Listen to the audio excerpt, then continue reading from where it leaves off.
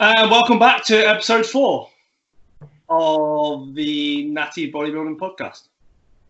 You forgot the name already. What's that? Just for change the name already. Yeah. Sorry, Natty Muscle Radio. It's all right. It's DSL did a post the other day throwing shade on my 90 kilo body weight, which I knew was coming. As soon as we spoke about that, I thought, oh, why has he asked me? Because I'm just going to get grief for that. Forgot what it was called, and he was just like, "What's it called? Natty something something." I was like, "Yeah, whatever you want to call it." So yeah, we change it every week until we find one that fits. It took us long enough. It took us 6 years to record this podcast. Oh, good. I hope everyone gets used to the same jokes every week. So. Yeah. And recycle of the stories. But by the time I think we get to episode 5, we'll probably run out of funny anecdotes and stories, and just say them again, and just hope that people forgot. Keep recycling, maybe the new listeners. Yeah. So, which thought we should bring up that. Yep, it's had a few views actually, probably more than our 50 friends between. Well, when the first episode went on, I was pretty sure it was our 50 friends. 50 friends is a good amount of friends to have, I think, as an adult, because you've normally pissed off enough people by that point that maybe you don't have that many friends anymore. You have a small circle. I think it's quite good. Episode 1 now is just shy of 200 views. 2 has just broke the 100 marker, and 3 is only been on for a few days, and it's like 60 or something. So it seems like people that we don't know are actually watching it, which is good. And I've got some messages on the Instagram from a few people, some that I know, some that I don't, saying they enjoy it, it's funny. That's kind of what we're after, really. Good. Because guaranteed none of my original school friends are going to be watching it. And when I say school friends, I mean my main group of mates that I hang around with still today. Okay. Who none of them would be interested in me listening to talk about bodybuilding anyway. So, right. That's it. One of the guys I work with, my manager actually, which is funny. He watched episode 1, I think it was, and couldn't care less about bodybuilding, but actually thought it was funny that I referred to Steve Laureus having left his back in the hotel room. Sorry, Steve. Sorry, Steve, for being the butt of our joke. Stephen Laureus. Stephen Laureus, yep. So this week, I thought, and I guess you agreed, that it would be good to do a little flashback or way back Wednesday, as is Wednesday today. Recording for a Wednesday, as you said, we're not sure if it'll go out on a Wednesday, but could make that happen, I guess. Yeah, we'll make it. We'll be more consistent with the days it comes out, I think. So. Yep. Because I think originally we wasn't sure if it was going to be like 1 a month or whatever, but I think that we have enough stuff to talk about where we could, especially when the actual bodybuilding season starts. Then there will be stuff to talk about every week, and then we can probably go and watch one show and talk about that for the next 3 episodes after that. So, how many food breaks there were? Yeah. 25 guys breaks. Yeah. No, I think you're right. I think we're both having fun doing it, and it seems that people like it. So, I mean, what it's evolved from is a phone call or conversation we would have had anyway, and especially in lockdown, given that we're not meeting on a Sunday to train, it's just like meeting on a Sunday to train without the weights, which. Yeah, exactly. So. On that note, what has your training been like? Have you been able to do some banded stuff recently, or? Yeah, so compared to last week, it's come on leaps and bounds actually. So, all push moves. Probably going to get some heat for the push-pull wanker comment last week, but it's true, isn't it? So it doesn't really matter. Let me say this comes from, just so you know, this is because I trained push with Mark Claxton in Norwich for about 4 hours, I'd say, is the time. And it came up because he was like, I said, well, what do you want to train? You want to train some chest? He's like, well, I'm a push-pull wanker. So actually, this is an advocate of a guy who does push-pull. It's not This is not me having a go at all the push-pull wankers out there, even though you are all push-pull wankers. Well, that's fine, and you can say that because I am having a go at all the push-pull wankers out there. So we can play good cop, bad cop. That's fine. I'm a bodybuilder. I'm a true bodybuilder. I train chest and shoulders, so whatever. Was that the set? Well, I mean tangents, isn't it? But was that the session when the famous Claxton quote, "Leave me"? Okay. No, that was legs. That was legs afterwards. But no, this was like 2 hours into it, and he was like, about halfway through. I was like, what? And I was thinking, like, you think with someone like Mark, genuinely that is how he trains all the time. He's high volume, super strong, got bags and bags of fitness. And just, he'll break any body. So, you when I trained legs with him, and I was like relieved to go and do the abductor machine as like a break exercise. Yeah. Because it was just like slowly killing me. And like hours and hours in. But, as I said, it took me about a week to recover from that push-pull session. So that's why I was like, no, not doing push-pull, can't train this, and then recover from my session. So I just don't think, I don't think I could... on a serious note, I understand the basis of it and I understand why it's good. But for me, it doesn't work because I can't train for that long. Our leg sessions are long now, and when we go ultra flex and we have a day out, then it's different. We're going and we want to try pieces of kit and stuff like that. But if I'm just going to train on my own, I can't get that intensity for long enough. Like I'm talking 45 minutes of working sets throughout the whole workout I can do. But if I'm doing push and it's a long workout, then I'm neglecting something in the end. And if push involves triceps for me, I can't neglect triceps. So I'd have to maybe do them at the beginning of the push workout, which is then going to screw the rest of the push workout. So it doesn't work for me. But I do see the kind of the benefits. I think sort of playing both sides. I think that if you have it structured enough, then you probably can make some really good progress with it. What I have an issue with is that I genuinely can't recover from the sessions. So when I'm going, let's say, like I've done an experiment to a certain degree with it. Like if I just go and do bench press and do 5 sets of bench, I'm still sore the next day. Yeah. So I don't have to do a lot of volume to get sore, even though I do a lot of volume, in most cases. Yeah. But I just feel like, as I said, for me, it would just kind of, I'm sure there's ways that guys do it where they can okay, we do it this way, you do so much. But I always feel like if I had to do the amount of workload I had to do to be able to recover, I wouldn't be doing a lot. No. Like that's, I'd have to train, I'd have to leave stuff in the tank in order for me to be able to, like, back is probably the only thing I could feel like I can do twice because I've done it for a long time. So maybe I'm used to it, but definitely chest and shoulders. Like I'm always struggling. Like come around the next week, I'm like, I do a few flies at the start of the session and I'm still sore. So I'm thinking, no way I could do that twice in a week. And I think it depends what kind of workout you do as well, because and I guess everybody's different in that respect because certain body parts get really sore. Like my chest can get very, very, very sore. It's super pumped, really sore. But I don't get back soreness that much. That's just me. Maybe it's the way I train. Sometimes me and Dan North were speaking about it because I'll bring it back around a little bit to the question about how my training is at home now. I did my first banded back workout this week because of the injury I've got. I've not done back in about 3 weeks now. I've not properly done back in about 5 weeks since the first time I injured it. But I found, and it was interesting actually because I was watching your stories from today after this, banded back workouts, they're pretty good for what I think you can get out of them. And what I mean is, I have a wide back. It's thick. I've got wide lats. I think I lack what? Huge, massive. You forgot to leave a couple of words in there. Sorry, big, massive. I just sorry. The back's pretty big. It's really big. It's massive. Pretty big. Just whatever.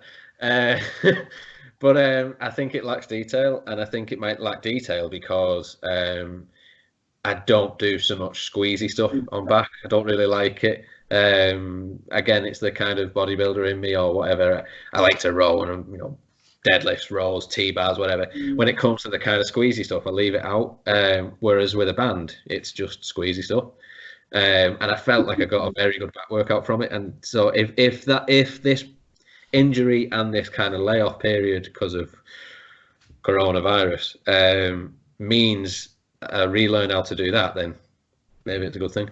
Yeah, I think that's maybe some of it. Maybe don't do enough squeezy stuff if you like, but I also think that, and this is not a knock at all because I've put myself in the same category, but I only really just start to feel like my physique is maturing, and I'm sure yours is the same. So it's like, yes, I've been training weights for a long time, but when we're talking about that, like, I mean, bring him up again, but like someone like Mark Claxton, like he just has more density and kind of graininess to like his body. So like, let's say you're looking from the back, it's just like it's thicker and denser, and he probably doesn't do a lot of squeezy stuff. He probably does a lot of heavy rows of what he does. So I think for me, like especially with back exercises, like I used to hate training back when I first started training. And I think I keep saying this word genuinely tonight. I'm saying generally or genuinely, but I think that at this time period, I am starting to like get more maturity each year. Each year I look at my physique, I think I'm just getting harder and more refined, as opposed to maybe if I went back like the last 5 years, still think I was making really big leaps each year with actual muscle sizes putting on.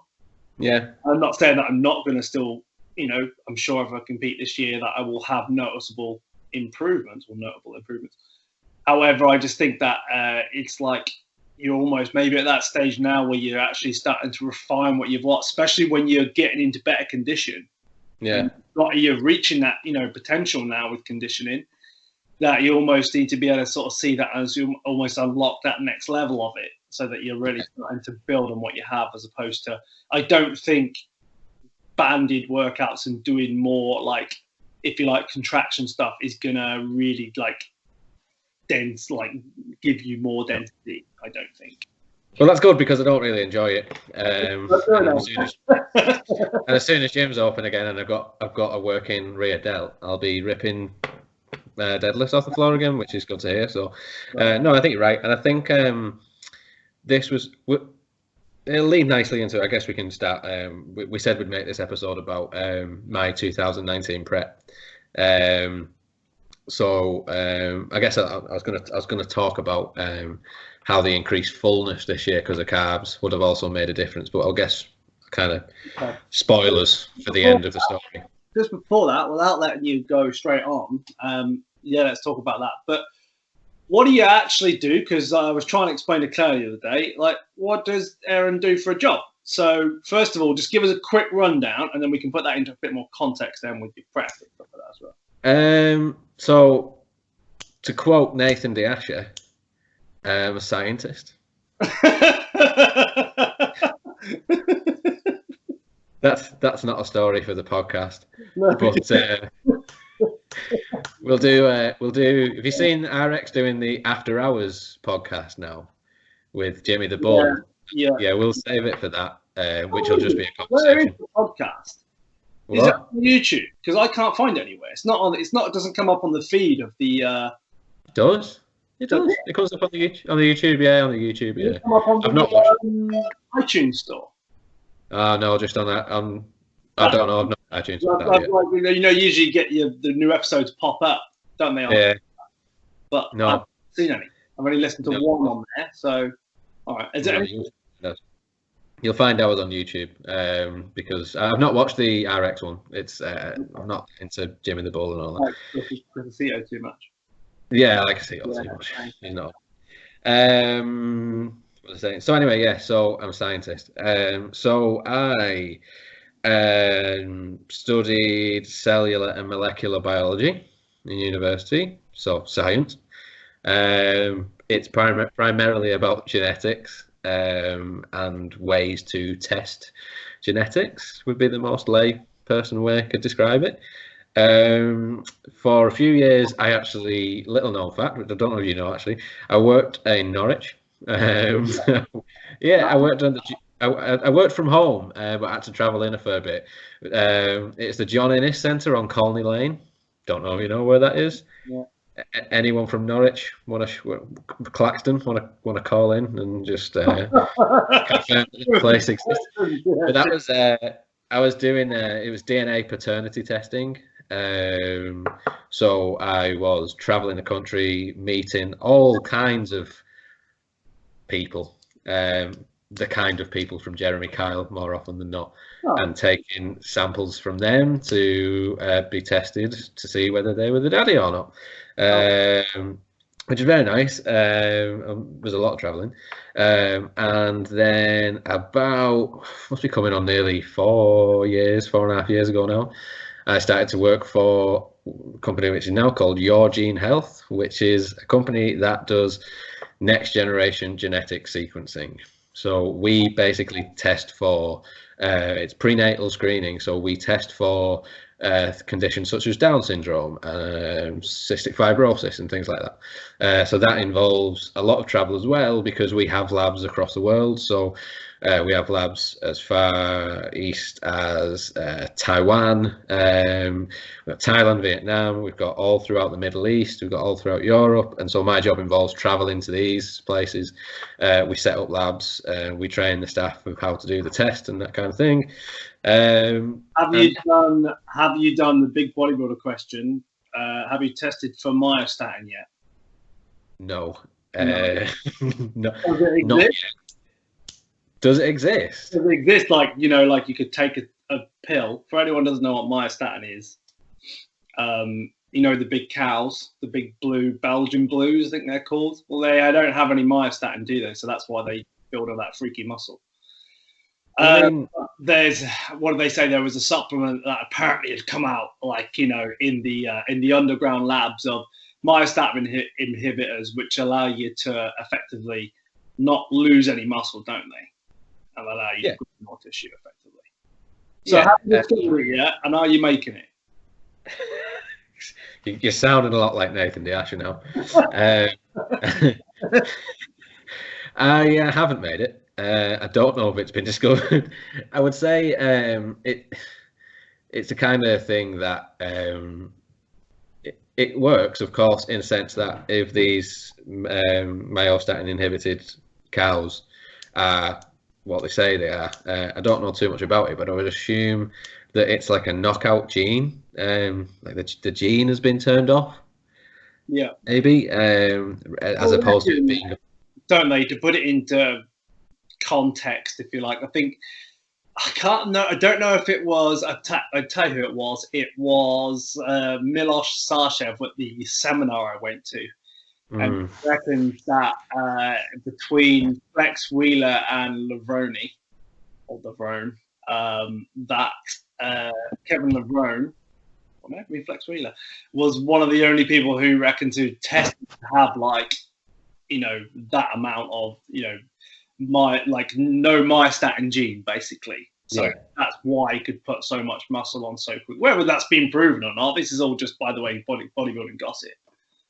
Well, I've heard that Wheeler, I've heard that same story, that Wheeler was had no myostatin. I would probably say Levrone has to be the same, because just didn't train for 6 months and then, you know. But no, I haven't discovered that yet, believe it or not. And I don't think my company will be doing that either. We're currently testing for Down syndrome, so where it is on the level of importance, probably quite low. Yeah. So that's what you do currently. Yeah. So how often, as far as prep side, I mean, are you sat behind a desk all day? Are you an active person, or are you? It varies quite a lot. So I can be traveling, like as I just said, we travel overseas a lot. And it's very sporadic. We can go for periods where we don't travel, and then we can go for periods where we're away the entire month, you know, back on the weekend or whatever. if we're setting up labs, we're on our feet a lot because we're doing a lot of lab work. But if we're back in the office, we're often supporting the labs that are out across the world. So it's just via email a lot of the time, via telephone. So that can be at the desk. So it can vary quite a lot, which can be tough in terms of when you're trying to. One of the things that helped a lot this year on prep, or last year, sorry, on prep, was just tracking neat, as the cool kids call it, and that was difficult if I was doing steps, yeah? Sorry? Steps, mate, yeah? Steps. just walking with my feet. That was difficult in that sense because some days I'd be doing tons and some days I'd be sat on my ass, and so I'd have to like go about them. But yeah, so it can vary quite a lot with the amount of activity in that respect. Okay, cool. Okay, then. So getting into then, if you like, the reason why we wanted to do the podcast, I guess, this week is because I guess it was, well, one, a very successful year for you last year. It was last year, wasn't it? It was last year, yeah. One quick, hasn't it? And I just guess kind of to start from the start, just to give people a bit of an insight of kind of maybe what a competition prep looked like for someone like yourself, because I guess the finished article was fantastic, but I guess that it wasn't really a smooth ride in, was it really? So just give us a quick rundown then. Well, not doesn't have to be quick, but a rundown from where did you start, what kind of body weight were you, and what kind of food were you eating up to this point of, and when did you start your prep? Yeah. Before I get into that, I'll just preface it with we don't think that we should do an episode on this because I'm a big deal, which I am. I don't know if you've seen me on the BBC. That's if you've seen me back, yeah, or BBC. I don't see me back, my chest, or if you see me on BBC Two. But no, the real reason why we wanted to do it is because it's quite. I think it's an important. I learned a very big lesson from 2019, and as you said, ultimately it was very successful, and I couldn't have been happier with the outcome. But I learned a lot on the way. So that's why we want to do it, because we think it could be useful for other people. So how did I? What was it like at the beginning? Basically, yeah. Why did you start your prep? So 2019 prep started in January 2019, and I actually, for anybody that knows this very great guy, it's David Johnson. Off of the Geared Up podcast fame. He actually prepped me prior to 2019 when I first made the British in 2017. We were very good friends, and we were working together for the first 2 weeks of my 2019 prep. Everything we'd done previously was keto. David is from America, works with IFBB guys and girls, and is a very established prep coach out in the States.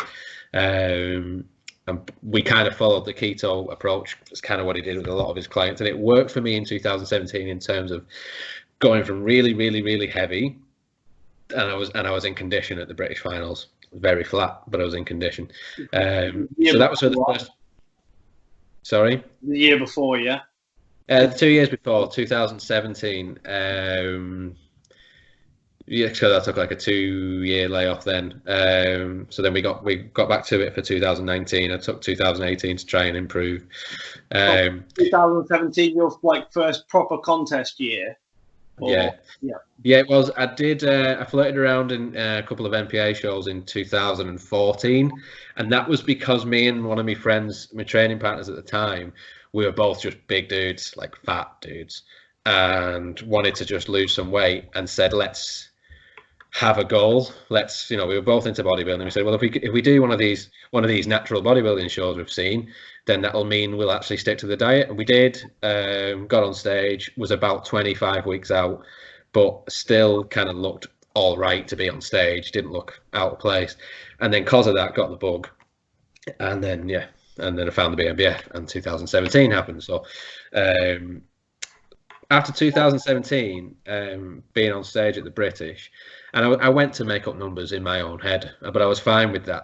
I wanted to take part and I wanted to be there. That's when you competed.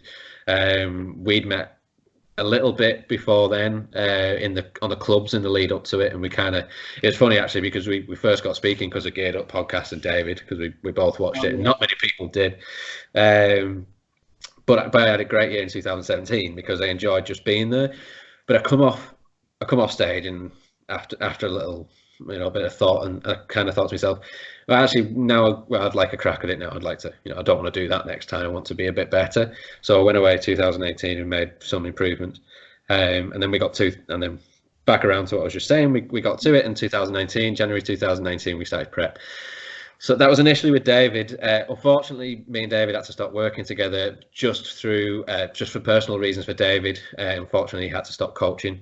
And so prior to that, as well as becoming very good friends with you, I've become very good friends with Darren Loxton, coach DSL. And so it was always going to be, I always knew that if I stopped working with David, that I would either work with yourself or I'd work with Darren.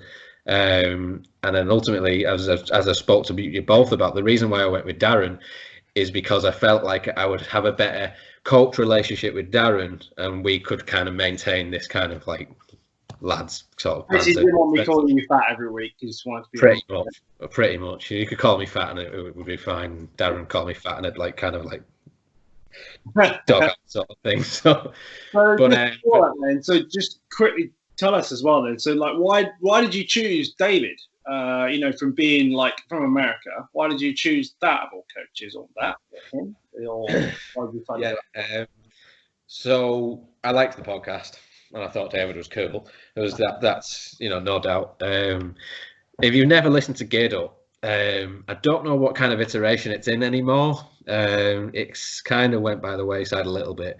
But if you find Geared Up podcast, like for a year or 2 years or so. No, I know. I think they tried to get it going again. But if you find the Geared Up podcast and you go back a good few years now, it must be probably go back 3 or 4, 5 years. 2016, 2017. Yeah. That was pretty prime, wasn't it? Maybe even before, yeah. Yeah, go back, and they've got some fantastic podcasts. It's non-natty. It's about as non-natty a podcast as you can possibly get. So if you are on a natty high horse, stay very clear of Geared Up. It's called Geared Up, and if that's not a red flag for if you're not into that. I always found with Geared Up though that it was very educational, but it was there wasn't loads of gear talk. Like there was some where they would like talk about stuff, but because none of them were trying to like give dosages out and things like that, it was all really about like finding what like the IFBB pros who are on every week to come on and talk about. Yeah. But just some good banter as well before it got like too silly. That was the key, wasn't it? It was we'd listen to the banter at the beginning, and then they'd have a guest on, and even they wouldn't have a guest on sometimes. They just have a talking point. It's honestly where this kind of iterated from. Really, obviously, Heavy Muscle was a big influence as well on that. And you're right. No, it wasn't very gear heavy. It had enough that it would turn some natural bodybuilders off, I think.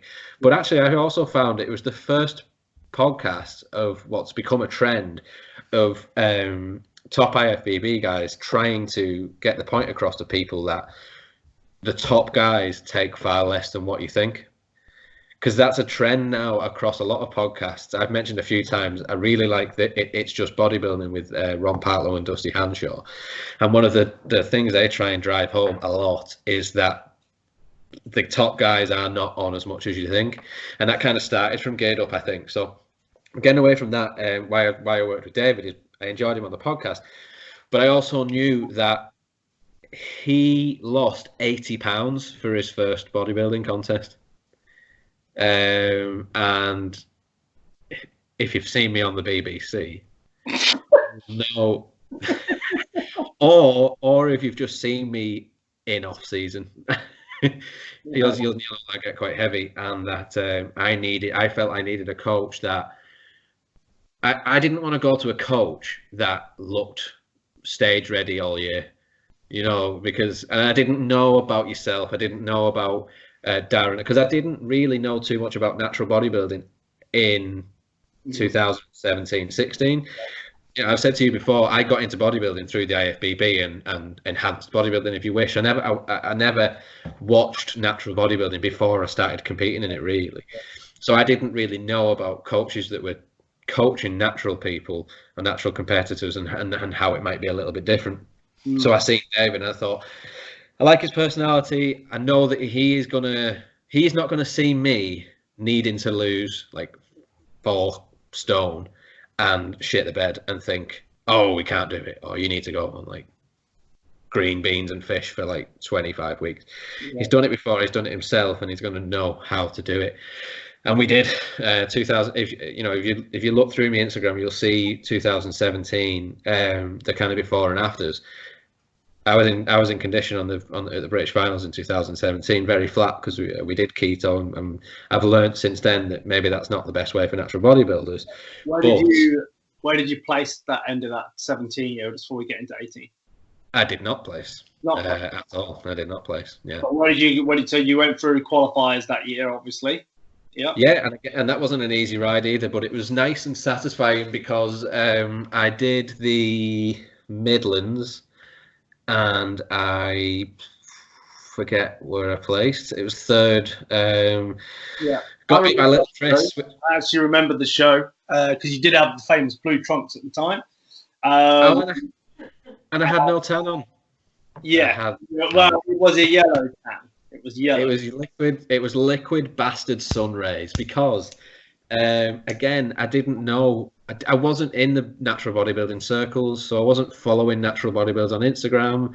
I didn't know anybody I didn't train with any natural bodybuilders. I didn't know about dark hours or anything like that. So I just I'll just use Pro Tan or liquid sun rays or Yantanner because that's what the pros use. And I have a natural Irish tan. See-through tan, yeah, nice. Yeah. And honestly, we painted this liquid sun rays on. We used so much, and it just soaked in to my skin. And I actually got beat by Chris Palin, which will become a feature of this podcast. Actually, me getting beat by Chris. Thank you for that, Chris and Rob, who coached him. And I got beat by Dell as well at the Midlands. But I think that I turned a few heads because of the structure, muscle size, condition was kind of where it is for me at qualifiers, which is still 10 weeks out. But I didn't have a very good tan, so I didn't get an invite. But I felt that I had enough kind of merit to go and do the Northern, which was only a couple of weeks after. Yeah. And then I came joint second on a split decision with Carrie Lawton, who's another good bodybuilder. Josh Olagoki won that class. I seem to run into previous British world champions every time I compete, which is nice. But I also got an invite, even in 3rd place, because they thought the quality was high enough and stuff like that. So that was nice because that was, I say that was 2017. That's the first year I took it seriously. And then that was the season for me. That was it really. I was content at that point, and that leads to a little side story about the Oreos. I don't know if you know this one. When I got that golden envelope in 2017 at the Northern, I was done. I made the finals, and I was going to go and do it, and I was going to have a great day. But I didn't consider the extra dieting I'd have to do between Northern and the finals, and there was a moment, and I couldn't get my head into it. I was so focused leading up to that, but because I'd written it off now and I'd finished. There was a moment when I was sat on the end of my bed crying with a pack of Oreos because I just wanted to smash the Oreos. Which, so, I mean, I did a whole documentary. Like, it's an absolute wounder when you're mentally ready to be finishing prep. And without going back, taking away from you, but I did the 09, I did the British, put everything into the prep. And then Vicky rang me about a day after, I think it was, or no, it was, yeah, a day after to say we'd like you to come to Worlds. And it was like the biggest, like, I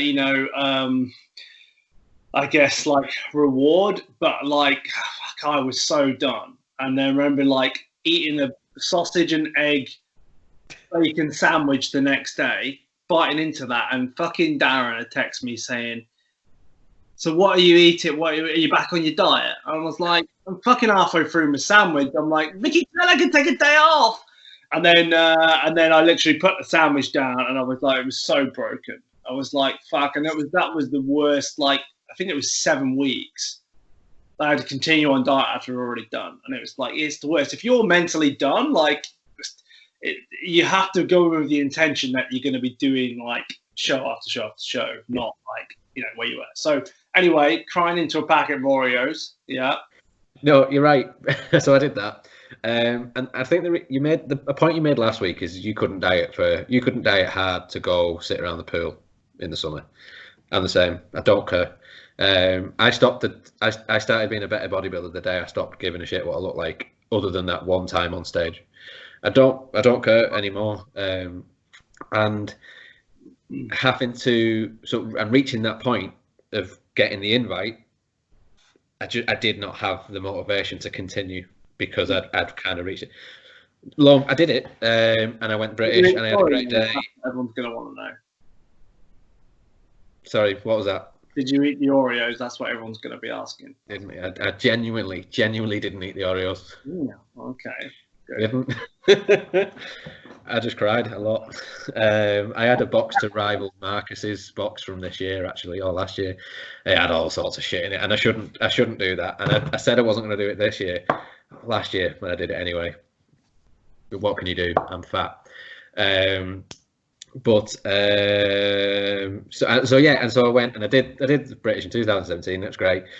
I met. I properly kicked off my friendship with Dan North at the 2017 British, which was great as well.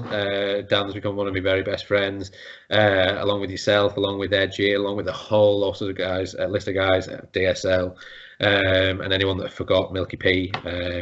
I'll stop saying names because people will shout at me if I forget them. But that's what that British finals was for me. It was a kind of like, okay, I'm at least good enough to like be here now, surrounded by these people. But that was never really good enough for me, and I've always thought that I could be quite good, and so that's kind of where 2019 came into, and then I started prepping. So that's why I was working with David, because I used to be really fat. Okay, so finishing 2017 prep. We're talking, was it September is British finals, end of September? Yeah. So you've got October, November, December. So where did you then get back up to body weight wise before you started your prep for 18? It's interesting, this one, because I took a very different approach in 2018 to what I have this year. So in 2018, I stayed working with David in the off season, and we were very strict. We pushed calories up, but we stayed still very low carb. I was doing keto meals in the off season, and for a long time it kept a very good. I had a very good body composition. There's a picture.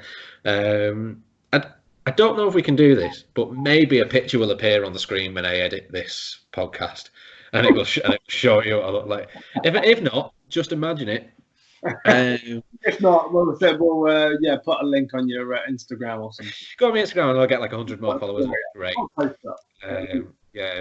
Use my discount code BPI40. But there was a pic, and I took a picture at 20 weeks post show, and I was very, very happy with body composition. I'd kept my waist small and still had sweep because I had a small waist and all that, lats of flaring. I was very happy with how I thought I was progressing. By the end of the year, I learned very quickly that it wasn't a way to approach an off-season for me, and that's because I started to really crave certain foods. I craved just wanting to relax a little bit more.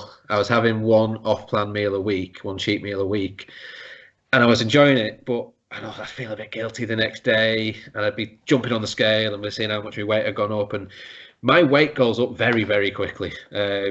As we discussed last week, I'm 90 kilos now. That's 27 kilos up from 2019. You know, I'm holding that better than I've ever held any weight before. But the post-show, my weight just goes up daily. Yeah. And in 2018, I was very conscious of that. And although it was a successful year, because when I was back on stage in 2019, did very well at, I clearly made improvements because of the previous off season. But I did feel that by the end of the off season in 2018, it was kind of pointless, in that through December, I just allowed myself to be more lenient, because I thought, well, I'm going to prep now in a month. I'm going to prep in January. I've kept it tight, and I think I was somewhere around 80 kilos. So bear in mind, probably 2017 British, I was probably somewhere around 63, 4, probably similar to what I was in 2019. Maybe even lighter, because without the fullness.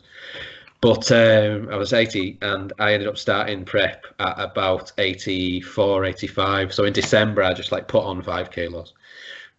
After the whole year trying to stay reserved and holding back so that we didn't get too big for prep, I got to December and just blew that out the water and just put loads of weight on, because I kind of was like, oh, I want to eat this because I'm going to be prepping. And so it seemed to me that was a backwards way of doing it. And maybe we'll go into this a little bit, but I've therefore approached it differently this time around. So okay, so just to recap then, so 17 was your first year, so you kept it in check from end of 17 to 18, did another year of prep, right? 18, yeah. No, I didn't prep in 18. Right. So 18 off season. Yeah, 18 was the off season, so the whole year was keeping it relatively tight. Yeah. Okay, cool. So then coming round to then start of 19 then, so what was you weighing in at when you started your prep? It was about 84, 85 kilos. And contest weight is last year? 63 at finals, yeah. 63. Okay. So we're talking 20-something kilos still, aren't we? Yeah. About 22 kilos over or something like that? Yeah, something like that, yeah. Okay, cool. So going into then 2019 prep then, so you obviously changed coaches, as you said, because you couldn't work with David anymore. So I think that's where we kind of got back up to. So how long a diet did you do for your first show, and why was that show? It was at least 20 weeks into the Welsh. It might have been 20. It was between 20 and 25 weeks. I forget exactly now. But that was for the BNBF Welsh. BNBF. So that was first qualifying. So obviously you got away from the extreme keto meals. Yes, I did. Extreme keto. So what was you doing different prep setup wise, and what did Darren have you doing? So for the first say maybe 3 or 4 weeks, we stayed on the diet that David gave me, because what Darren wanted to see was how that diet was affecting me. I've been on it for a long time, so what I wasn't going to do was just start throwing carbs in.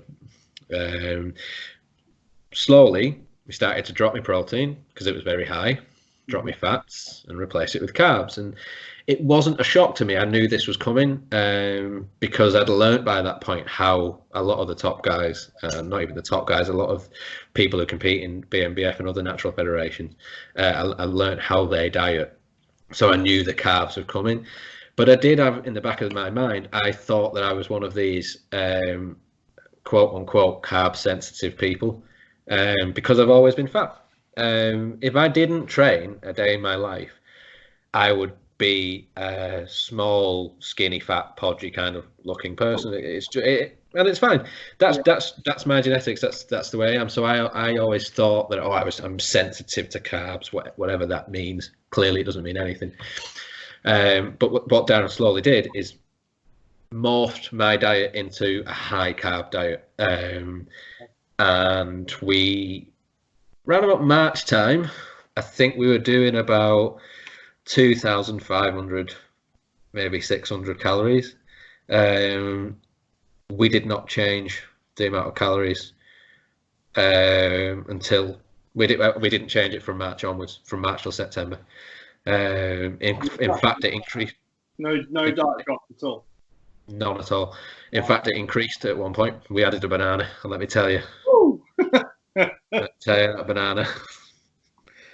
I remember it fondly. Darren gave me a banana on a high day. I messaged him the day after and said, Darren, can I have that banana every day? Because it's fantastic. That's about it. Like I guess you'll not understand this unless you actually do a prep. I think Marcus was the same. He took his banana out, and like it was like, is there nothing we can do? Like, is there nothing that someone else can take out? Because it's banana, it's like I've got a relationship with it, and I sit there and I chop it up into individual pieces, and they're like, fucking hell, seriously, all right. We never even took out Aeronn bread. Oh, did you? Can you tell everyone what Aeronn bread is, please? Aeronn bread is a particular brand of bread. Link in bio. From Aldi. From Aldi. Can be a range of loaves. It can be a seeded batch. It can be a malted farmhouse. Okay. It can be anything you like, really. Brown bread. Brown, yeah, because slow down, low GI. Because bodybuilding, yeah. Bodybuilding, yeah. Aeronn bread was. I was eating bread in my off season, and it just stayed, and I was getting in shape. And first meal of the day was. It was a weight of bread, so it's something stupid like 120 grams of bread, Aeronn bread, which ended up being like 2.5 slices. So I'm there like cutting the crust off of bread. And it was like with 3 eggs or something, and that was great, that meal. I remember telling Kiwi actually that I had meal 1 was like 3 pieces of toast and 3 eggs, and I nearly cried because Aeronn bread was quite a popular meal. But no, that stayed in as well, and that kind of I think I was eating all the other. So that meal was with eggs, which I think are an important bodybuilding meal, especially if you're on a low fat, high carb diet, because you need your fats to be of a high quality at that point. So and I think eggs are a great source of fat and a lot of other things as well. And on top of that, the rest of my meals were classic natural bodybuilding meals. So I was eating chicken and potatoes, beef and potatoes, oats, all that good stuff. And so it clearly shown that, I think it's shown me that it's important to eat the bro foods, your potatoes, your rice, all your bodybuilding stuff, but also that something like bread, which is massively vilified in called modern fitness. Well, I got in good shape and ended up being 5th best lightweight bodybuilder in the country, eating bread every day for a year. Don't ruin the end of the story, right? Sorry. People will know anyway. But anyways, so what were you kind of losing then in a week? So let's say the 20-week prep. So you did obviously, so you switched to basically high carb, moderate protein, moderate to low fat, or moderate high fat? Low fat, low protein. Low fat, moderate protein, yeah. Yeah. And then, so what were you actually, so you didn't change your diet in any way, just basically left it the same, and you actually increased at some point. So what were you doing cardio-wise and like activity-wise to get that weight off? And we're talking 22 kilos or so, aren't we? So. Yeah. So it's steps, as we discussed before. I got myself a cheap Fitbit pedometer thing, and I made sure I can't remember the steps now, it was probably 12,000. We were doing that every day, and at points in the prep, we either placed in or took away some formal cardio sessions, but never any more than 30 minutes, and not every day. So it might be 30 minutes 4 or 5 times a week post-workout on it. I'd do a Stairmaster if I could, because I knew I got more bang for your buck on that kind of thing. But it was not intervals. It was not, I wasn't doing 2 hours of cardio every day. It was, effective cardio when needed, and that was brought in and out as well. So when you're sort of off season, do you make an effort to be more active? Are you do you tend to like gravitate towards like driving to the Domino's pizza and Chinese, or are you kind of like, oh, like I need to get these steps in? Again, I was so much more mindful of that in 18 because I was so worried about getting bigger again. Because I thought that was not the way to go. I thought I needed to stay so much lighter, and I think it held me back. I don't think it held me physique back so much, but it held me back mentally. Really, I never got to have that relaxation, and I've definitely done that over the last 6 months. I've not been worried if I didn't meet steps. I've drove to Papa John's, because everyone knows Papa John's is better than Domino's. I don't know, said. And I've been less mindful of it, but on purpose. So me and Darren have spoke a little bit about this. What he wants me to do eventually, which is, and I'm actually planning to do it from next week, is I can't be. If I was to start a prep tomorrow, I know I can't be 90 kilos starting a prep. It was hard enough prepping from 83, 4, whatever it was, because it sucked at the end. You know, we'll talk about that, but I really suffered at the end. So, if I'm 90, I feel like I've made some good muscle gains in these last 6 months, definitely, because I'm holding 90 better than I've held 83 before. So there's definite muscle size, but I'm not stupid. I don't think I put 7 kilos of muscle on. So there's clearly more fat to come off. And so what we both have agreed is that at some point I'll do the famed mini cut, which will just be pulling back a little bit. And we've spoke about it, is that there's different ways of doing it. You don't do that. What you do is you start your prep the year before you actually compete, and then you'll maybe take a break over Christmas, and you were down 2 stone at the start of the year, was it? So you'd done effectively a mini cut, you know, because you get heavy, but you got yourself to a weight that was better to start a prep. Dan North, one of Darren's other clients, did a mini cut this year and started his prep from a really good spot. So I know that that's what I'll do. But what I felt like I needed to finally answer that question of, you know, counting steps in the off season and stuff, I just needed a time where I wasn't doing that. Because last year's prep was hard. It was tough, you know. It was tough mentally. It was tough physically. The reason why I've now got optimal back hair is because, like, my hair felt like straw at times, because I felt like I was working so hard. I was training and this and the other, and I just wanted to feel much healthier again. And so I just allowed kind of pure relaxation. And so that's probably one of the biggest things of why people mentally burn out as well.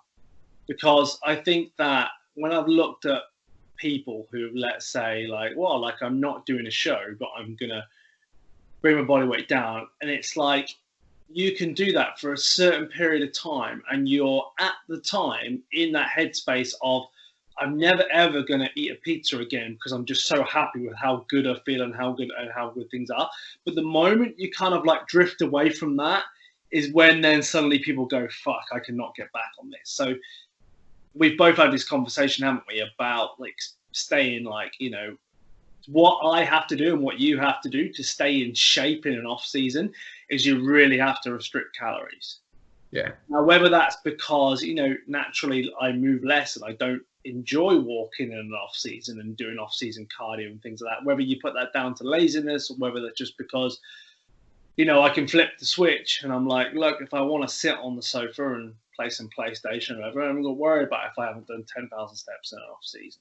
But I think that's a big thing I find, where people come off a prep and then they, you know, they try and like stay in good shape, and they just regress loads. Yeah. Because they've not learned. Other people, you know, they don't need to do that. They just, you know, happy just kind of staying closer to contest weight and making smaller amount of progress. But for me, it's like, it just not ready to start prep when it comes around again. But I'm sure you're the same. Yeah. Well, I asked you that, didn't I? I said, because I knew that the way you did preps, or you did off seasons, and I said to you, had you ever considered doing a cleaner off season before? And you said to me that you did it once, and it was a really tough diet because you were mentally checked out. You were, you know, a minute of it because I was just like, I didn't feel like I could have what I wanted to have. I then found myself like feeling guilty if I did have it. Right. And therefore, it was like, it was to a point where I need to keep abs because all the other pros keep abs. And then all it does was just make me miserable and smaller. So I was just like, well, what's the point? There's no, not productive at all for me. So getting back around to, obviously, back to me. So you're obviously chipping away at body fat with regards to like just moving a bit more. And obviously, so didn't really do that. So land us at your first show then. So the Welsh, 20 weeks later. Where are your body weight and what was that show? So I was 65, I think, at the Welsh. And I, from 85, as we discussed, I thought I was peeled. I thought I was inside out. No, I didn't think, all jokes aside, I didn't think I was peeled, but I thought like I was like on the money. I didn't realise at that point the different level that would come at the British, and because I think unless you've done that before, it's difficult because that qualifier, that show that you're doing is everything, and it's the show. So it went very well. I thought I had a great showing. I come second to Chris Palin again. Cheers, Chris, for perennially beating me. Also, your client. So yeah, I mean, he's a bit of an anomaly, isn't he? He's a dream client for a prep coach. It was like, wow, what did you get the guy so shredded? It's like, no, I literally didn't do a thing apart from time to eat more Rice Krispie squares and more muffins. And that's about as much you can do with a guy like that. And when we talk about, he is probably to date the most conditioned guy I've ever seen in the pro ranks, in amateur ranks, even probably top level. I mean, who can you compare him to? As far as I can't, and it's okay to see him in pictures. I've stood next to him on stage. I've been backstage with him, and I've seen his glutes. It's like you could grate cheese on him. It's. Bear in mind, for anyone who doesn't, know Chris, link in bio. He is 60 kilos on stage. He's about 5'3", I'd say. What are you, 5'3"? 2. Right. Okay. About your height. He's in what we call the Natty 212 class. Basically, all the more vertically challenged lightweight. And like he brings like a level of conditioning where it's like see-through skin, but then also when you feed him up, he's bursting full as well, and he has very good structure, but he just needs, like, if you could he's got good muscle bellies and good body parts, but he'd need to be like, what would you say, like 5'9" on like a 5'9" frame to be like a world beater. But he's just more of a version of it. Chris is great, and I've been fortunate to spend a lot of time on stage with him and in backstage with him as well. And as you say, he's so difficult to beat any day, especially at a qualifier, when someone like me, who my strong point is muscle size, structure, but I will never be in condition at a qualifier. If I do, I'll probably miss my mark at finals. We've learned that. We'll speak about that in a minute. But Chris is nails when he's on stage, and he's difficult to beat. It's a personal goal of mine to try and beat him one day, and I'll know that I've reached a certain level when I can do that, and that's only a compliment to Chris, because I put him as a bodybuilder in such high regard. But I took second at the Welsh. I received my invite, and I also received a lot of plaudits after that show. The list is very long. So, were you happy with that second place on the day? Very, yeah. I'd like, I want to win everything I do, but I as I've just discussed, I know how difficult Chris is to beat, especially at a qualifier. I know I wasn't harder than him, but I felt like I had enough to beat him in other aspects, and from what I believe, it wasn't so far away. It's just that he he's so lights out in certain things, condition, fullness, Yeah. So I was very happy with it, and I was happy that I got the invite. So. And was it a big qualifier as well? Was there like 4 in the class, or was there like 8? There was only 3. It was me, Chris, and sorry, I forget the other chap's name. And me and Chris were the one who got invites. So. Okay, cool. So coming out the back of that show, so you're happy with how you got on, qualified for the British finals, which is how many weeks away? 8. Weeks away. Okay. Yeah. So a good enough amount of time to make some improvement. But so from there, what happened then? Did you just go straight through to the finals, or? So this is where the story takes an interesting turn. Where I think this is the most poignant and important thing, I think. So, shortly after the Welsh, I actually went on one of the work trips that I go on. I was actually in Jordan, in Amman in Jordan, the biggest Gold's gym ever. It was great. So that was a fun experience. I just said that I got a lot of plaudits after the Welsh. A lot of people telling me how great I looked, how much I'd improved. But not just that, they were saying to me, if you come in condition at the finals, you could be a threat to win. And I thought, wow, oh my God. From 2017, not placing, just making up numbers. First qualifier, and then people are saying to me, that was judges, that was peers, that was other pros, that was Fivos, people that we take in massively high regard were telling me, if I come in condition at finals, I could be a danger to win it. What I didn't hear that though. I heard, you're really fucking good and can win every show that you ever do. I just misconstrued what they say. So Darren didn't want me to do another qualifier. Let me just say, just to put it into context, some of the feedback that you got, there was something that Fivos said, wasn't it, which really kind of was just a really nice thing to hear for someone like yourself, because tell everyone what it was anyway. Yeah, so I suffered massively from coming down massive amount of weight. I had very loose skin. I wouldn't even say very loose skin, because if you've seen people who suffer from loose skin from extreme weight loss, it can be really bad, and mine's not that bad. I do have some stretch marks that contribute then. So just the harder I get, the kind of worse this loose skin looked. Testament to the way that we prepped this year, staying fuller, eating more, training more efficiently. I didn't have that loose skin this year, and I didn't do anything to get rid of it. And Fivos said that he was zooming in on the camera to see where I'd had surgery to have it class of it, and I hadn't.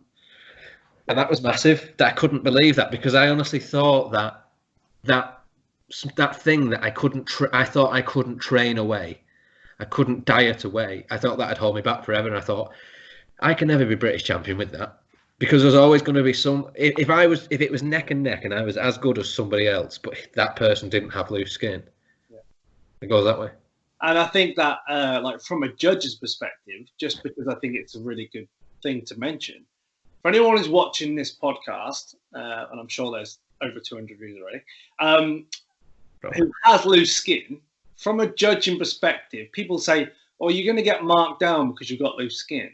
It never, ever works that way. It's obviously it goes to condition as a whole, but it's far less noticeable for someone who has a bit of loose skin from a judging standpoint than it is in your own head. Yeah.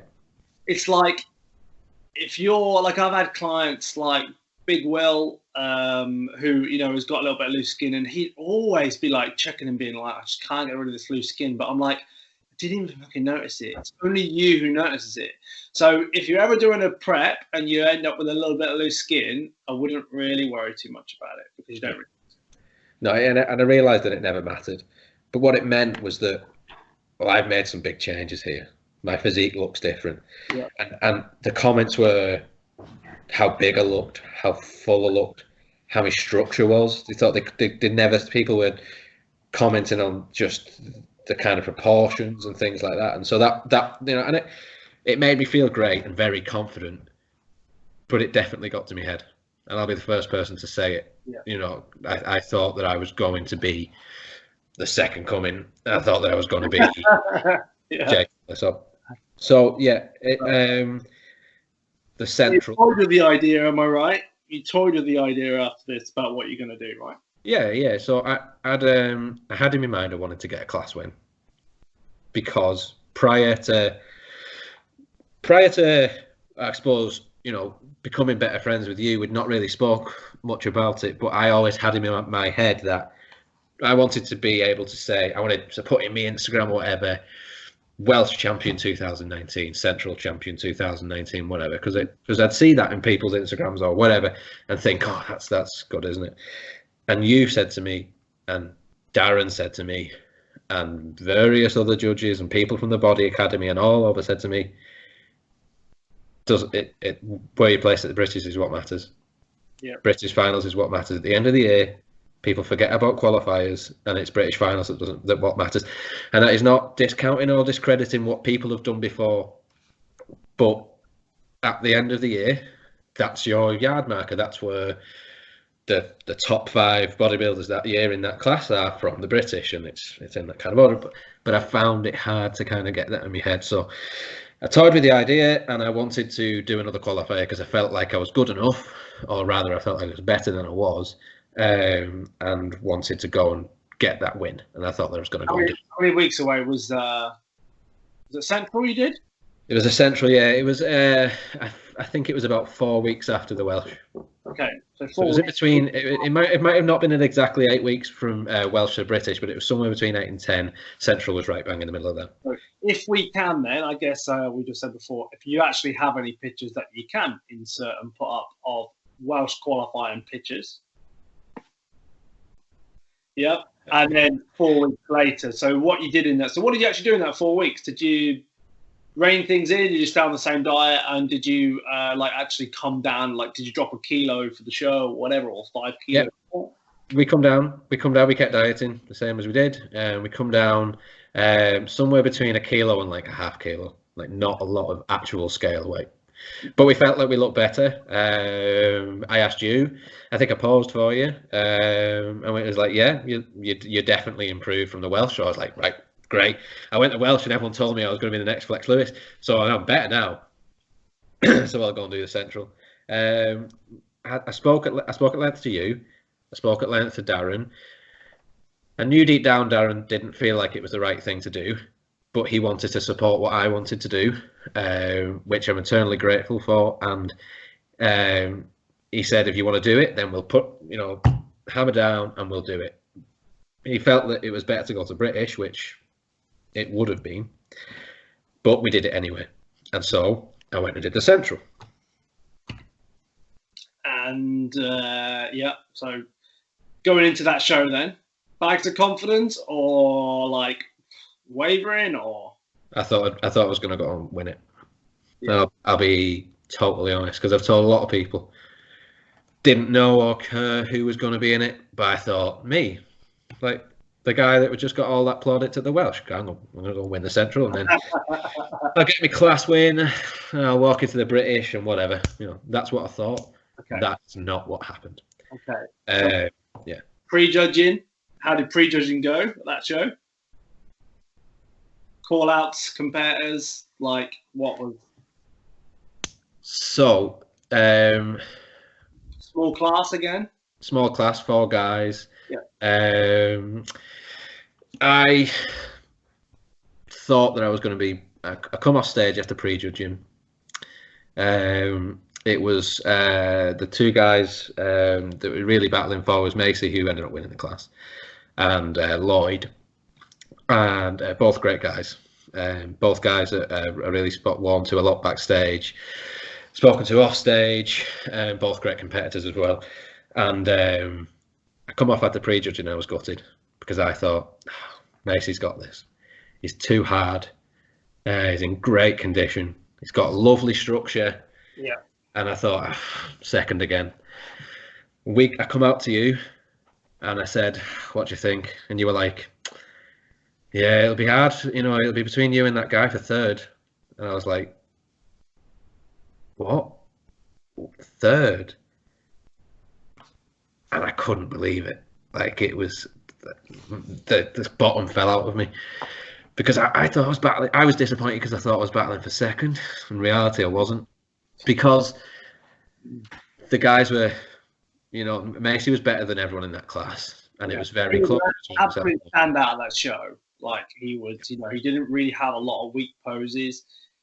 Condition was good, tan was good, posed well. Like, he was about a foot taller than everybody else in that class, so his kind of structure and height kind of was, you're drawn away from the other. And you and Lloyd, I mean, Lloyd's, another part of the Natty 212 class, 5'2", big upper body. I don't think his legs are great, if I remember his physique. So forgive me, Lloyd, if I am putting your legs down on this. But as far as I can remember, I always remember he had tattoos and like a big upper body, like a big back, big arm, big shoulders. Stupid ass. And yeah, I mean, he was kind of like hard enough with a bit more muscle in places. But I think Mark, just a little bit harder than you were. So it was kind of like, right, well, like I always said to you, I'm not sure if you remember me saying, like, you're not going to lose symmetry rounds. But when you then come into like conditioning and overall size, like someone like him, like he wasn't terrible by any means. He didn't lose, like I remember saying, he didn't lose to a bad competitor. Like, the guy's got some muscle, was in good condition. And I think that, being fully honest, when you come off stage, I mean, it was straight back to, and I'm sure you remember me saying, it just doesn't matter. Like, it just doesn't matter. Like, what difference does it make? You're not ready yet. You're still 90%. And that's what it took. And that's what it took the entire year. And that's the reason why I wanted to do this episode, is because I didn't know what 100% was. And so we went to that little coffee shop somewhere around wherever Central was, and I was pretty down. It was me, you, DSL, Cara, Flick, and I was pretty downtrodden because I'd built myself up so much. End of the night, I took third, and I was so disappointed. We went 5 guys, and you were drumming it into me. You were saying, you're not ready at your 90%, when you're 100%. And you actually turned to me, and we have a laugh and a joke. And I mean, of our conversations, 0.5% will ever be serious. But you turned round to me and you looked me dead in the eye and said, I am not having this conversation with you again after the British. I said, I do not want to be sat here after the British telling you all this same shit. Yeah.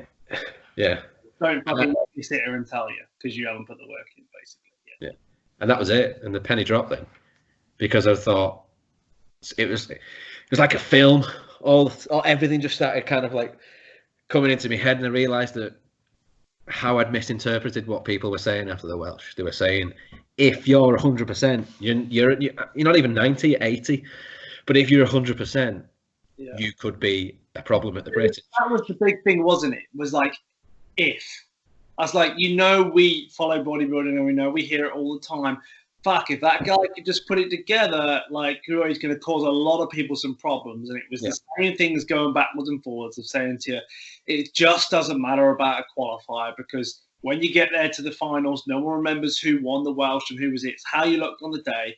And I said, in all honesty, you've got, a good kind of like 8 to 10 pounds to come off to be at the level that you need to be.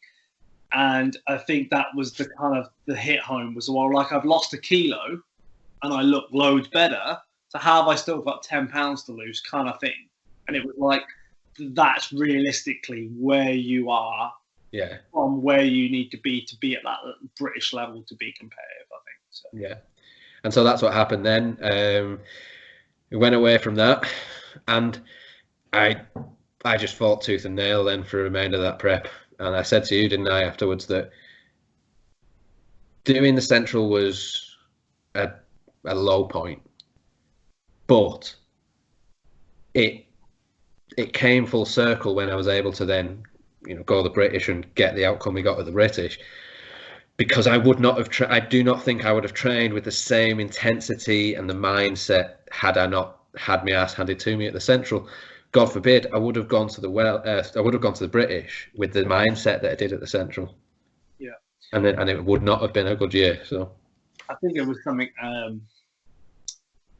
Jay Cutler said on the Fowler Ariad podcast the other week. It's a brilliant episode if you haven't. I've seen the beginning, yeah. Classic Jay. But he said, and I quote, second place is build character. Now, if that's lesson I'm exactly the same for myself, if that the way you feel after a loss and what it does for you in the gym and that feeling of like not being good enough, like is horrendously hard, but the best thing that can happen to you into a finals. How many people have you ever seen who've gone to a bodybuilding show, whether it be a qualifier, like I won't mention names of people being given overalls at qualifiers when they're not 100% and they're then another 20% worse by finals. And it's like, do you know what I mean? You can't, you feel like you're the best. So you take a couple of nights off the diet, you ease off the gas and you go, I just need to come in as I was. Yeah. What that then does for you, I guess, for you, like, shit, like I'm third. Do you know what I mean? I'm third in comparison to I've just won the Central Championships. Yeah. It's a whole different ball game, isn't it? So So what did you do between? How many weeks did you have between the Central and the finals? You have to. Maybe I'll write the actual amount of weeks because I've changed the amount of weeks about 10 times. It was about a month. We had about 4 or 5 weeks. Essentially. Yeah. And did you change training? Did you change your diet? Did you go on to rice cake and fish for the rest of the fish and the rice cake? No, we just kept it going. We just kept because I was getting better. I'd just got on stage again too soon. So we knew that I was getting close to that 100% and what we were doing was working. We just wasn't ready yet. So we just kept pushing to be ready. So no, we kept foot on the gas. And so if we just look at like comparisons to like the previous preps, so obviously you're just chipping away at body fat for the next 4 weeks again, just trying to get like into condition. Like why do I keep saying this tonight? I don't know what's the matter with me. Genuinely, like, or genuinely, how did you feel? Like, were you like just the worst you've ever felt? Were you like, actually, I've got bags of energy or bags of food still? I'm not hungry. Like, were you suffering? Generally. I'll do a little. I'll do a ding for every little. Yeah. It was the best prep, the best diet I've ever done until the last 4 weeks, when I felt like I suffered quite a lot. That's why Darren doesn't want me to be starting a prep as heavy as I did, because even though we didn't drop food, in fact we added that lovely banana. I was sucking on fumes. There was not a lot. It was the only thing that kept me going from Central to British, from feeling so bad. I went to every qualifier last year. I helped out backstage. I didn't go the Northern because I felt that bad. I just had to stay at home and just feel ill. Had I not got my ass handed to me and had I not learned what I needed to actually do, had you not had that intervention with me at the Central, I might have not had what I needed to push through that sort of ill feeling, Yeah. So, lost where I was now. Yeah. So, 4 weeks later, then, so British finals was come around then. So, was that the year we trained at Diash's place a couple of weeks out? Yeah. You come stayed at mine for the Olympia weekend. Actually, you and Baz Cunliffe. Biggest bodybuilding weekend ever. Yeah. Best bodybuilding weekend ever. It will become an annual thing, coronavirus pending. But yeah, And so came down to we trained legs at Nathan's 2 weeks out, was it? Or yeah, 2. 2 weeks out, and I think you did actually leave some of your soul in the squat rack, didn't you? Still there to this day.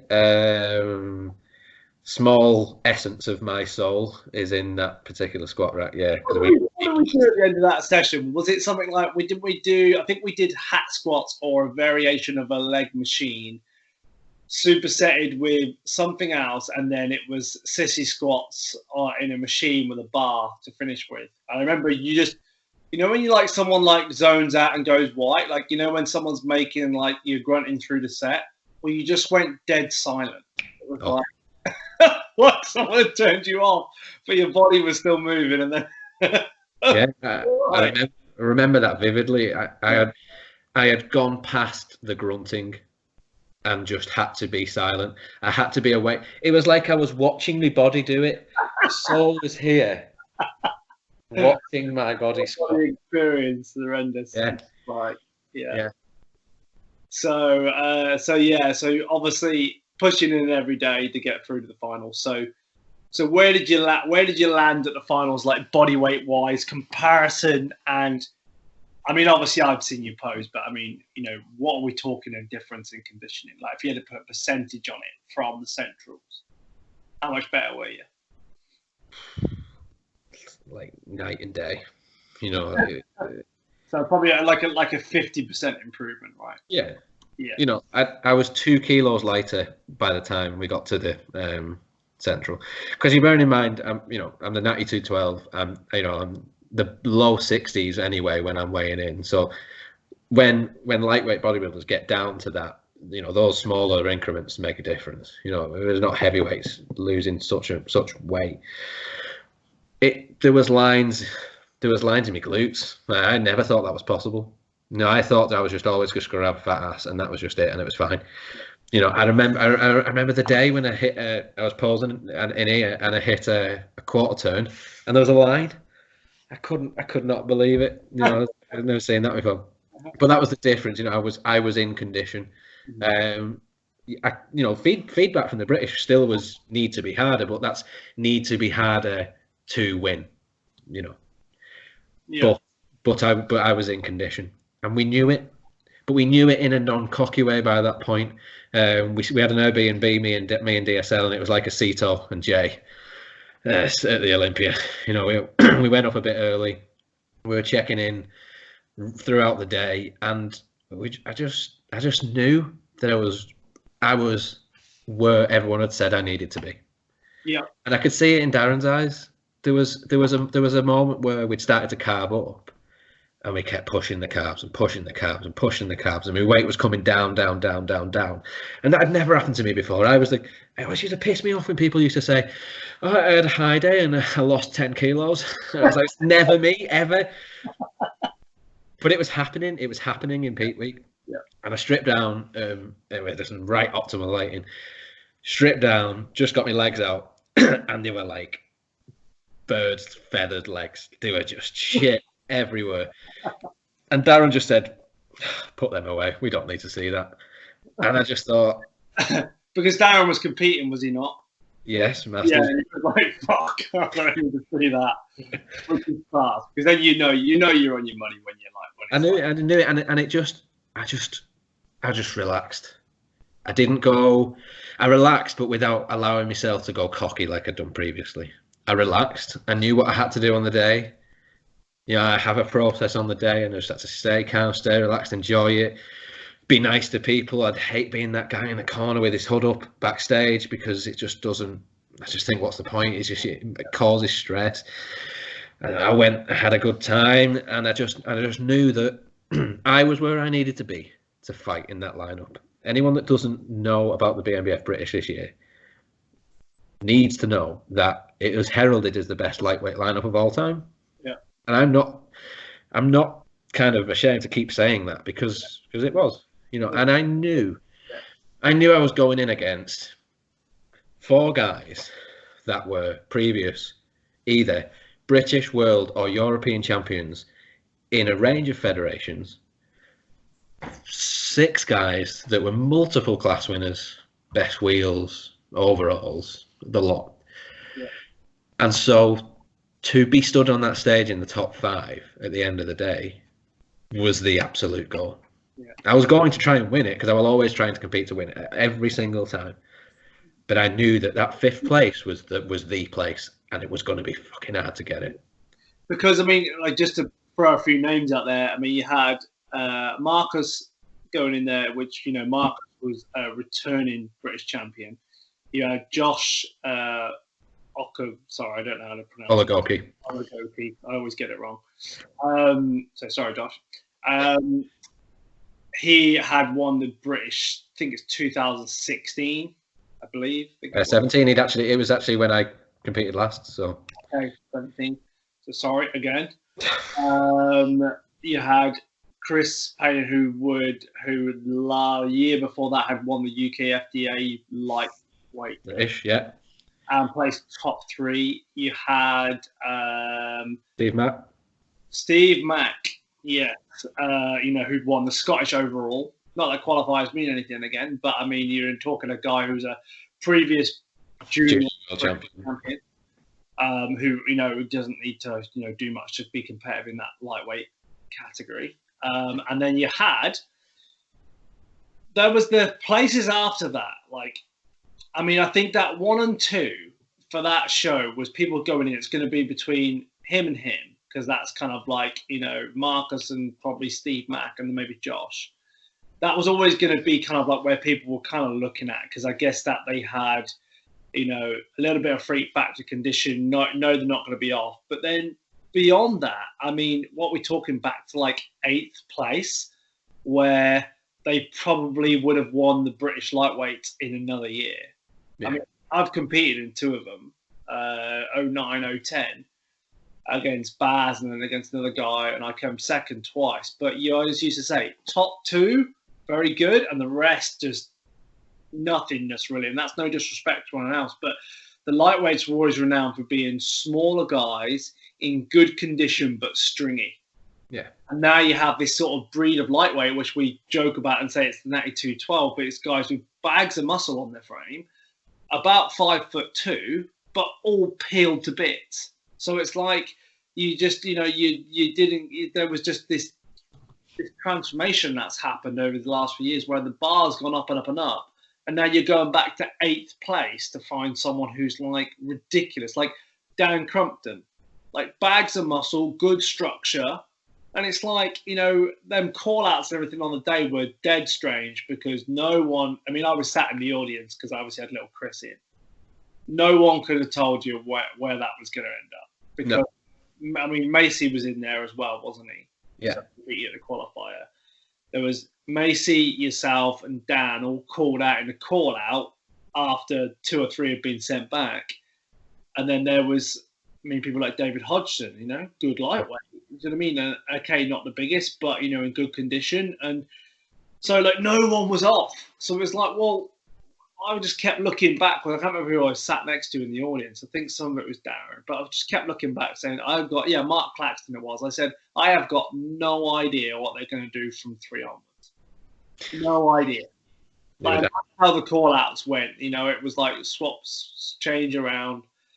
And the very last call out before they finished the pre-judging, they brought Dan Crumpton out, who hadn't been in a lot of the earlier call outs, but then he kind of looked like he was winning his way in.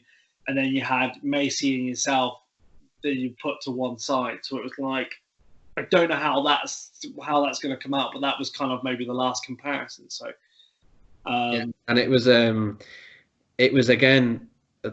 The Central helped me a lot because they called out the first call outs were the top 4 guys, and then I was the first one to be called out with them guys.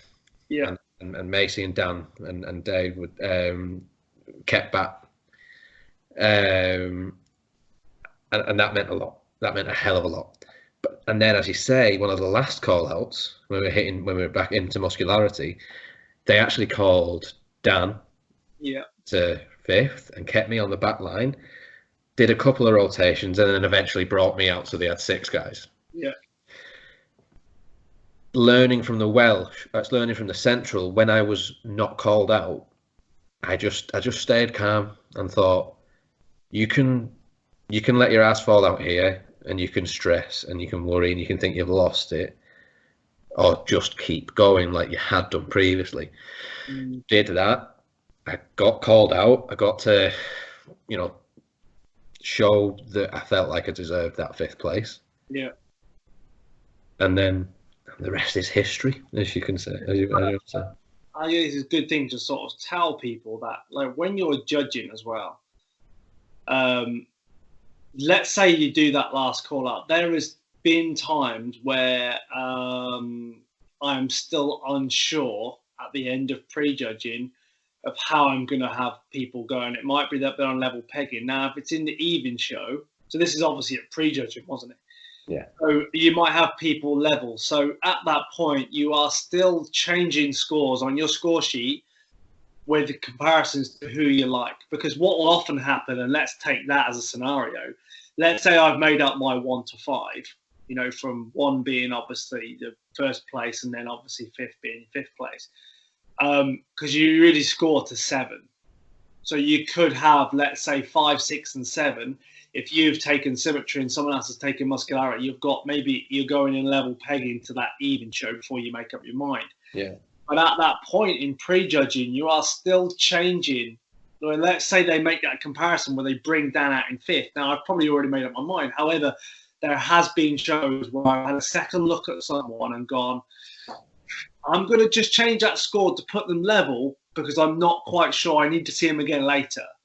So when people think like, you're still being judged, you really are at that point. It's only really in the pose down when you're not, because that's how, how much that can change. So when I say I was sat, 10 rows back, so I was like, I've got no idea how it's going to come out. But so obviously prejudging's all done. So even show then. So obviously you did get, I guess, the result that you wanted. Yeah. So just run us down top 5. So who was it? What was the outcome? It was Marcus who won. Went on to the overall to take take 2nd in the overall and the extra pro card that year, which says a lot about the class again.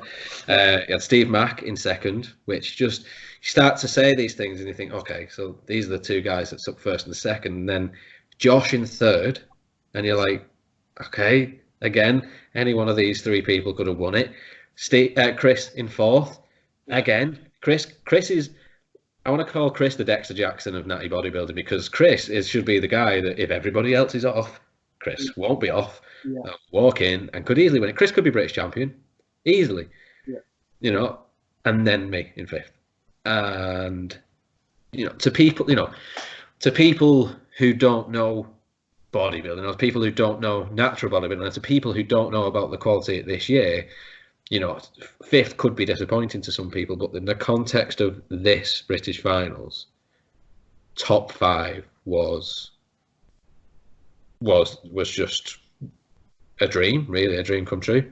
Yeah. I cried on stage. Yeah.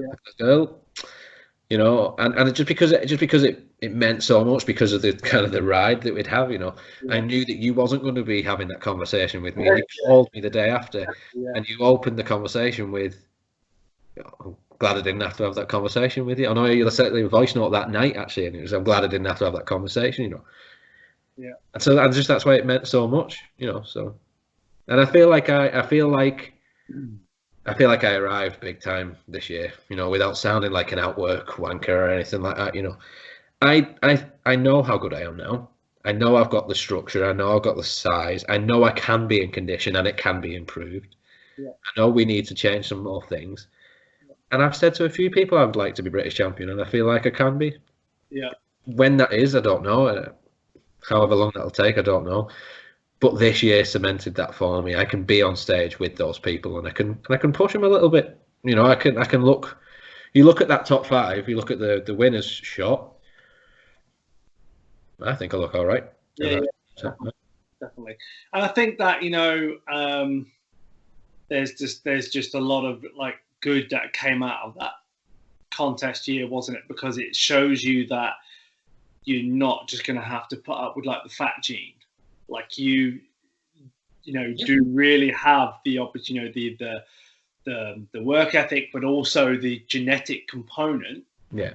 Not because you've been studying at work, but to actually get into proper stage condition. I think when you've achieved that, that's always where your bar's now been raised to. So you're less, and you're probably always going to have the same problems as I have. Like, we do have the fat gene to a certain point. Like, you're still going to get to a qualifier, not maybe be 100%, but then now all that matters is how I get on at the finals, what I can deliver from that point, and it's a case of just bettering that each time, really. So so it was a big learning curve, wasn't it? And I think that a big reward from what it meant to afterwards. So so was it safe to say that you've been pretty burnt out since then, in regards to like mentally wise, like as far as not from bodybuilding, because we still love it every day as normal, but like with diet and stuff like that? Like, I mean, how is off season treating you now?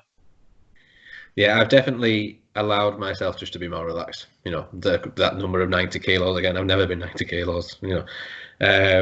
And it's because I'm pushing hard in the off season, and I'm eating and I'm training hard, and we're training a lot together, and we're really pushing it. But importantly for me and Cara, I didn't just want to be one cheat meal on a Saturday night. If we wanted to go out to eat, we've done it. If we wanted to go out for breakfast, we've done it. If we didn't want to train, we've not trained.